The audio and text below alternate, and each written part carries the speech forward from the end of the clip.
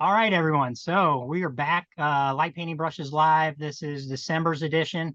So first off, Merry Christmas, everybody. And I'm excited about tonight. We've got Will Cook with us and Robert D'Angelo. And I've said this a million times. I love saying his name. I don't know what it is about his name, but I always love saying it. So with that, we've got Will Cook up first. So I'm really excited about this conversation that we're going to have. So Will, please introduce yourself. Tell us a little bit about you. Okay. Well, listen, thanks for having me on again. So I'm up here in Mount Kisco, New York. I'm a psychotherapist with 27 plus years of experience. I've been in private practice for the last 11 years, working with people in a variety of mental health challenges. And I've been doing photography probably since the early 90s when I took it, or early 80s when I took it in ninth grade. So that's got a long history to it as well. So is that how you discovered light painting? How did you first discover light painting and tell us a little bit about that? My brother Brian, he's my older brother. He built a dark room, a black and white dark room in our house growing up.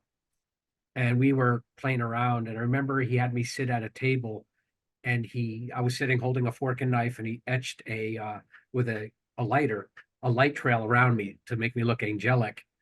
And then I stood up and he fired off a flash to make a multiple exposure within the frame and then did another angelic type aura around me. And after he did that, I was always very curious, like, how does the camera capture that? Like, I couldn't understand it in a logical level. So I wanted to kind of experiment to get a sense for it. And then I started playing around with external flashes and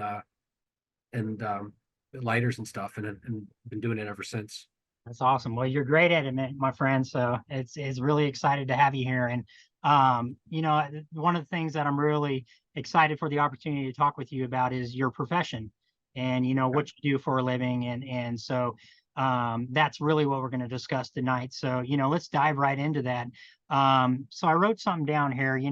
I've as far as with mental health with light painting, what would you feel is the benefit of light painting for helping people cope, with things such as depression and anxiety? Okay.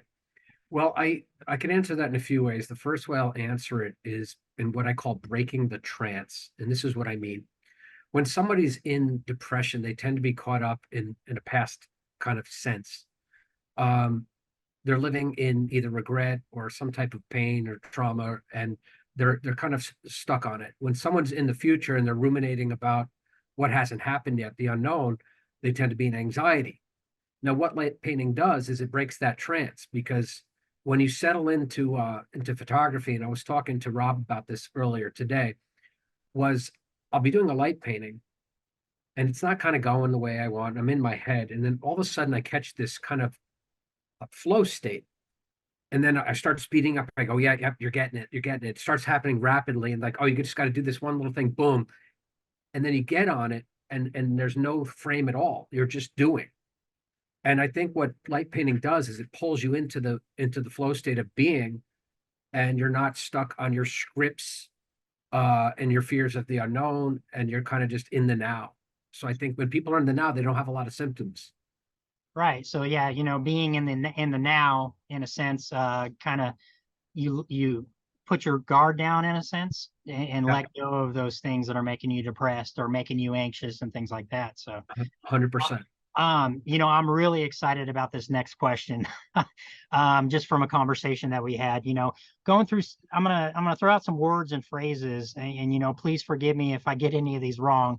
Sure. Uh, but first one is embracing the shadows, trusting the unknown, find the light, and then transmutation. Yes. What exactly is that? Can you explain that for us?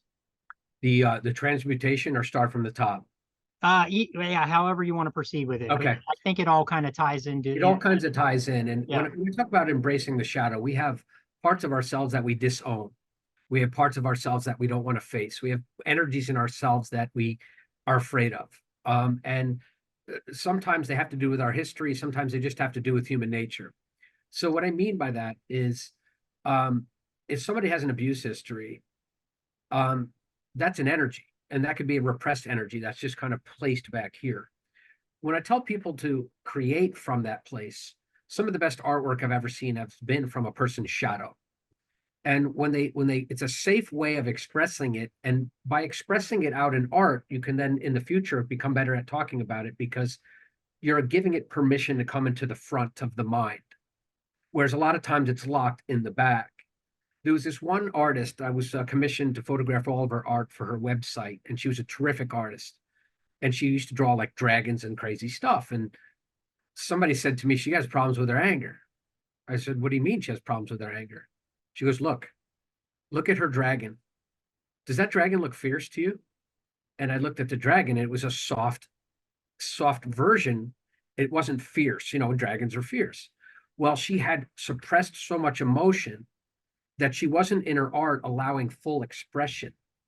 So as it turns out in her therapy, when she got more in touch with her anger, it started to show up in the ferocity in her art.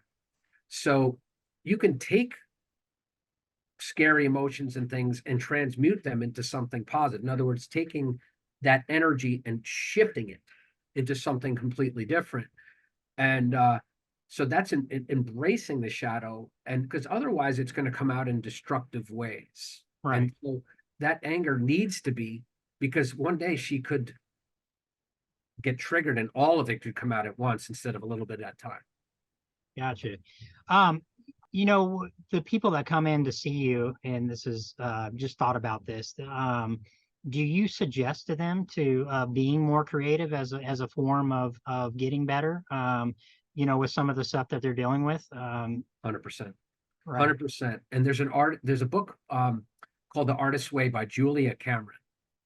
And it's rediscovering and recovering the artistic or creative self.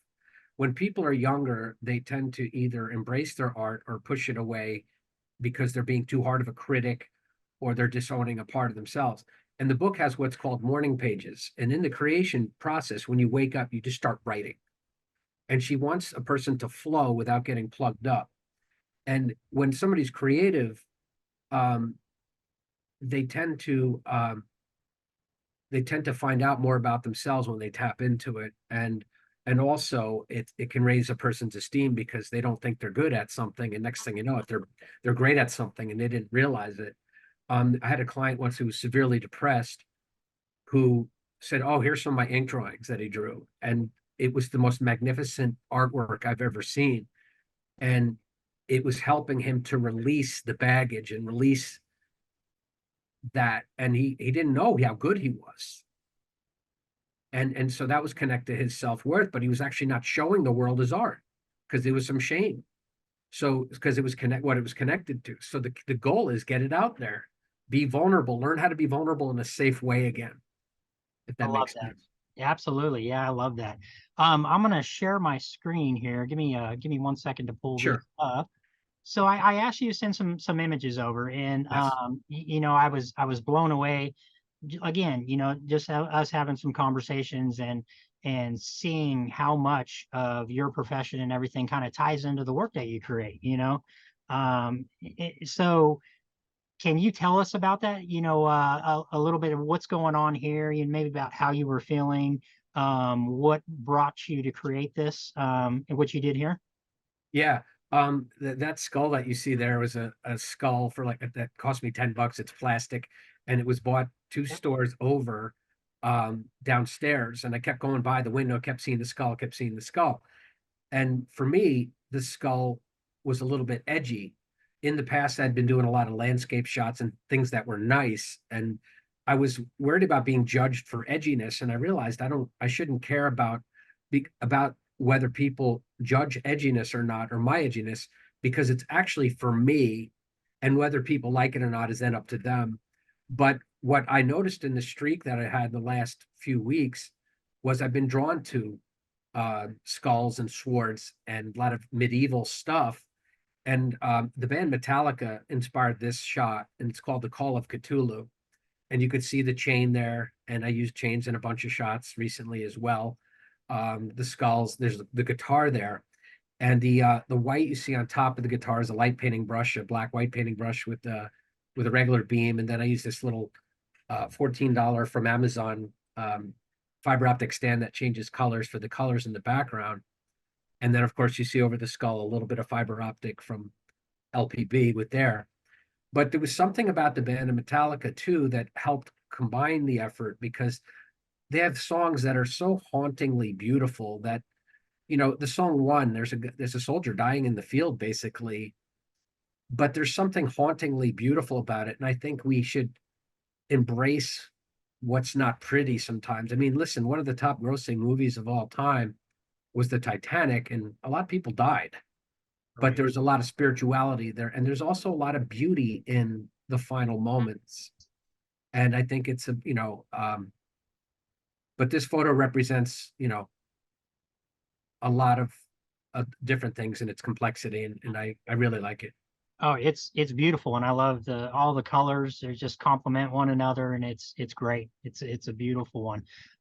Let's look at a couple more that you recently have created. So tell us a little bit about this with the rose, with the I'm assuming that's a fiber whip behind there. That's a light painting brushes whip, and I just, like, I love the ghost effect that I had seen. Jason Page, I think, was one of the first people that done it, and I wanted something to envelop the rose and you know, kind of capture and safely cover its beauty. And I wanted it to shroud it, and so I just took the light painting whip and curved it, and then came up, and then when I got to the top, I closed the shutter. But the rose itself, obviously, what it represents in terms of love, and then the whip, having its ability to kind of hold it sacredly, I guess. What was this? Everlasting Love or Fire Dance? Which one was this? Fire Dance is with the unicorn. Okay, I This got is you. Yeah, so this that is one's coming up. Yeah, yeah. yeah, this is Everlasting Love. All right. Yeah, let's look at another one here. So this one right here, man, beautifully done. Just symmetry is just awesome. The depth of field, the everything about it. Tell us a little bit about this. I'm kind of blown away how this one came together, and never did I think so much red would work well in a situation like that. But I had the roses left over from the shoot, and a lot of them were dying, so I put the roses in the frame with some petals, again with the skull, and then with the unicorn, I took one of those light painting brushes filters to get the red, and I put the the unicorn blade with the flashlight below the horizon of the mirror, and I had it on strobe, and I just did a quick 180 and then clicked it off. And to illuminate the foreground, I used a little bit of fill with a flashlight just by going like this. And but I just love the strobe rate was nicely it was quick enough to have them nicely tightly spaced together. Sometimes the strobe is slower and that things are spaced out a little bit more. But I love how it is tight and how everything came together.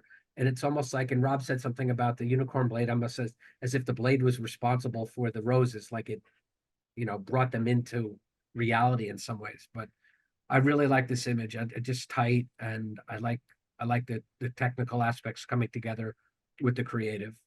Let me ask you this. So you said recently, you've been thinking a lot about skulls and stuff like this into your work. Why do you think certain light painters incorporate certain things into their light paintings in relation to what we're talking about with mental health? Yeah, I don't think people are always consciously aware of why they're doing that. And I think that speaking for myself in this situation, um, things like mortality, I'm 55 years old, looking at that, my parents are in their high 80s. Um, but there's something beautiful about it. And my relationship with my parents is in the most beautiful place it's ever been. So there's like a lot of love within, and you could see in the image, there's a lot of love within something that is perceived to be painful. And I think it's, again, embracing shadow, embracing whatever pain or whatever emotion. It could be positive or negative. I think there's a responsibility, but some people might be consciously aware, but it would also be cool to go through someone's pictures and ask them why, and maybe they didn't know, and then Interesting. they can kind of tell you their story, or you could say, this is my perception. I'm wondering, is this something you're going through? And then kind of seeing if it matches. See, to me, when I look at this, it doesn't look haunting. It doesn't look, any of those things. Like there's a lot of positivity here. Mm, That's what I love about it. So there's when I look at this image, there is a lot of positive things there, even though I'm looking at a skull. So I love that aspect of it, of capturing that feeling that you created. thank you. Yeah, no, I'm happy with this one. Let's look at the next one here. We've got, I believe this one is the showcase, correct? Oh, yeah. Yeah, as you know, I have a lot of fun with guitars. Yeah.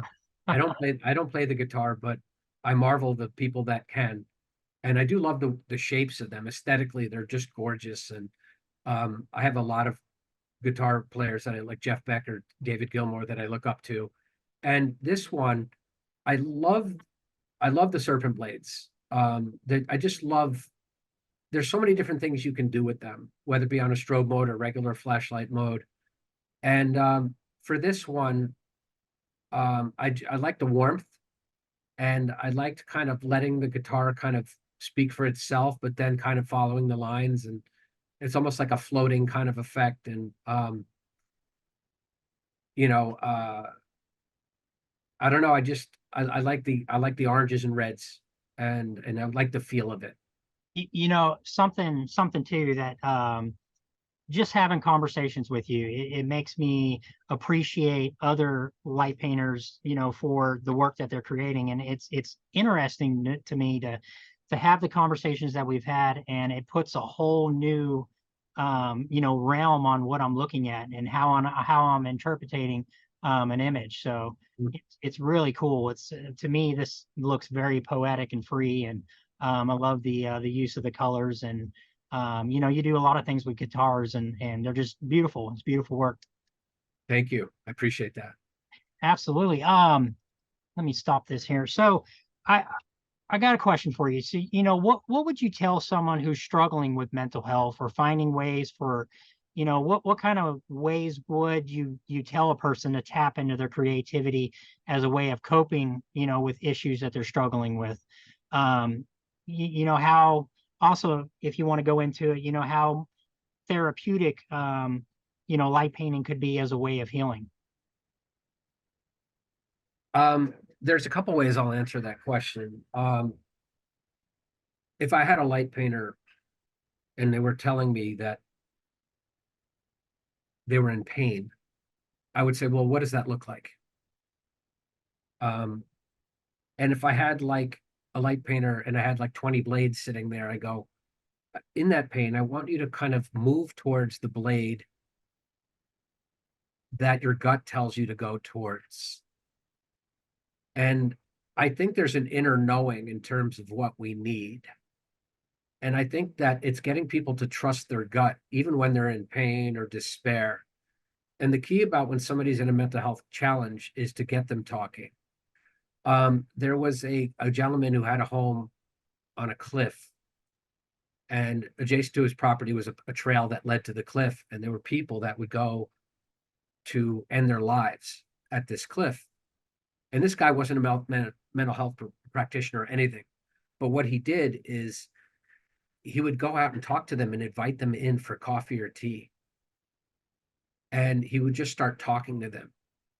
And you want to just get them talking. And so talking is obviously getting people connected to themselves.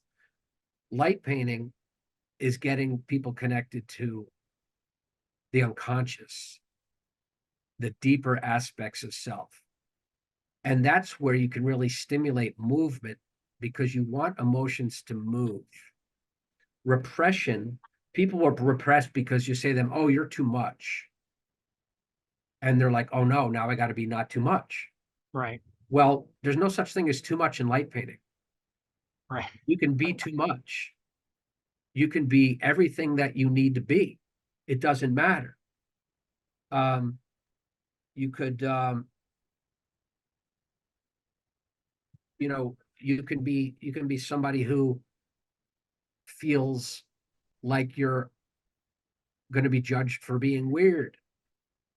Well, we're all weird, but some people are better at hiding it. And also weirdness is a gem because, and again, with light painting, like, all right, I posted a gas mask. Okay. And I used green light to show toxicity. I don't know why. Some people will be like, oh, that's a little weird. But the thing is, for me, it brings me so much joy to get on that edge and to create something that people will go, on some level, I get that. I'm not even sure why I do, but I do.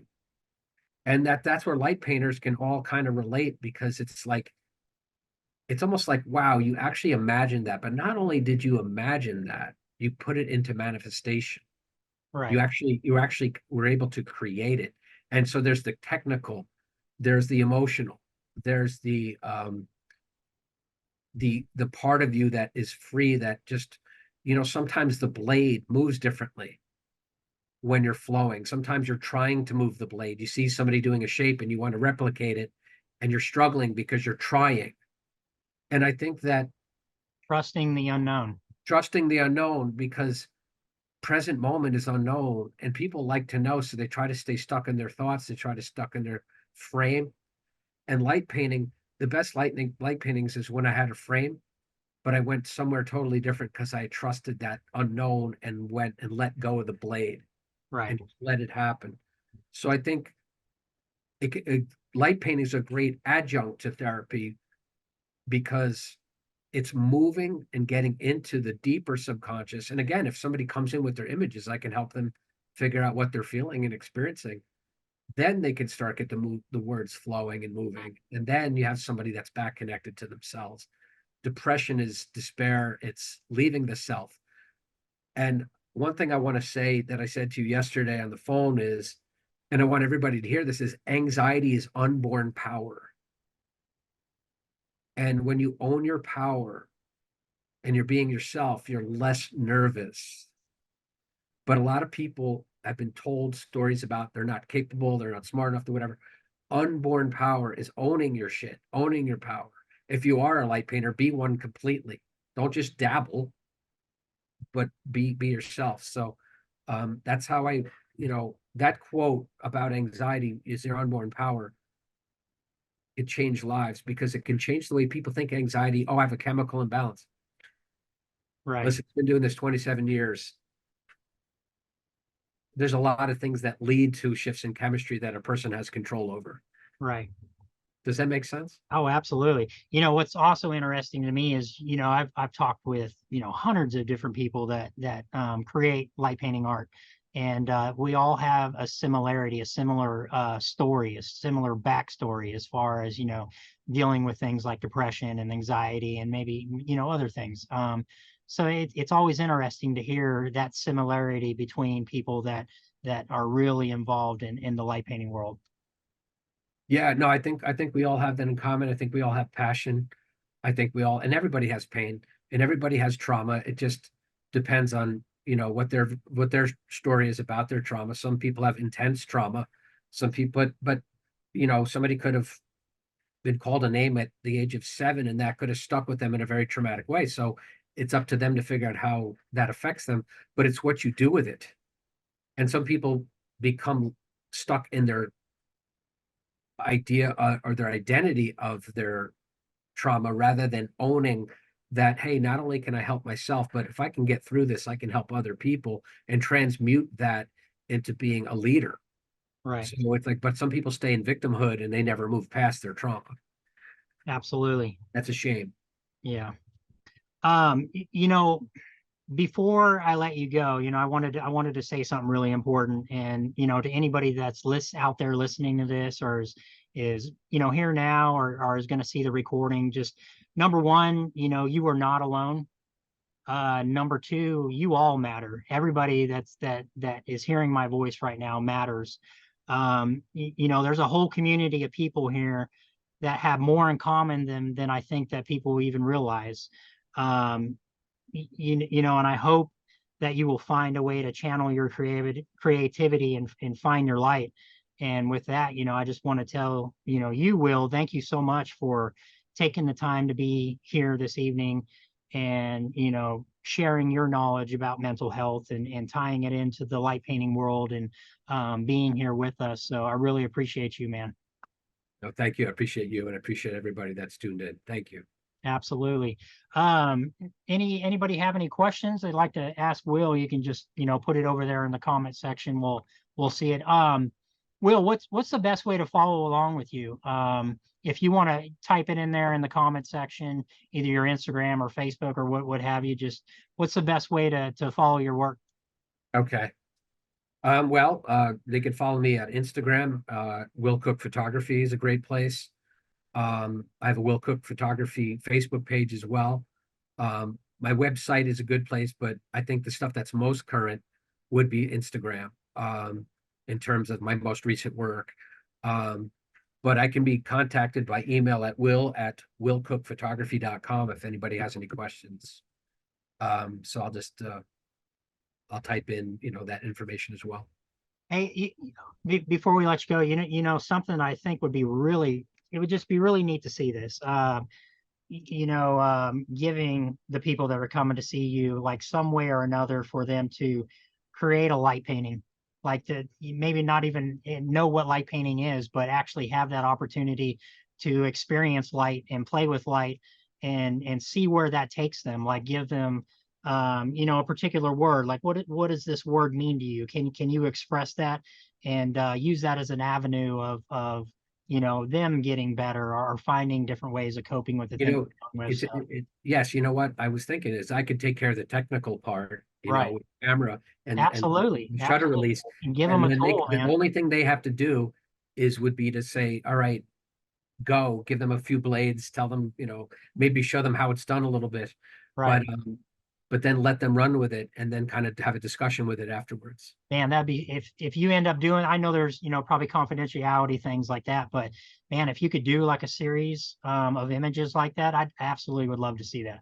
That's interesting. That's something to Yeah, think about. I think that'd be a lot of fun, and it'd be really neat to see what people come up with and how they're taking that tool with light and being expressive. So do that, man, please. Yeah, that's a really good idea. And and I could always, show the light paintings without showing names or anything like that. Or Right, there's ways I'd be able to probably get around that, that wouldn't identify the client in a right, way. absolutely. So, but that's a really good idea. And so I typed in um, my email, and now I'm just typing in my screen name for Instagram.